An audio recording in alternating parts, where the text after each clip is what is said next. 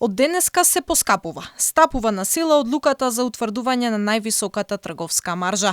Граѓаните во паника уште синоќа ги испразнија полиците во маркетите, додека оние кои денеска одлучија да ја наполнат кошницата, како што велат, се соочија со покачени цени.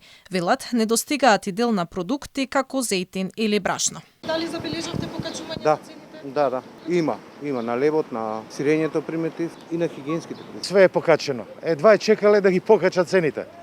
И нема што да се чудиме. Светска криза, кој знае што ќе биде. Пријатно. Има ли доволно продукти? Има. Нема брашно, зејтин и тие работи. Брашно нема ништо. Ужасно, не да има. Астрономско нешто, астрономско. Многу се ратовите празници секаде. Брашно прво нема. Зејтино цена нема. Ништо нема.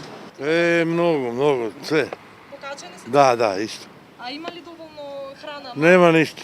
Властите пак уверуваат дека одлуката ќе ја стабилизира економската ситуација, а ценовни шокови немало да има. Причина за недостиг на продукти во маркетите викендов, како што рече министерот за економија Кришник Бектеши, било манипулативното повлекување на производи од страна на трговците. Нема да има притисок врз цените во делот на случувањата во викендот што го поминавме.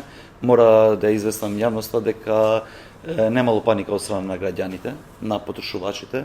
Утврдени се дека некои од трговците сами ги повлечеле залигите, се со цел денеска да ги вратат назад со нови цени. Одредени производители ги зголемиле цените, но вглавном цените се движат од 25 до 30 денари. Од утринава на терен е и државниот пазарен инспекторат кој врши контроли и инспекции. Веќе е утврдено дека имало големи маржи во дел од продавниците.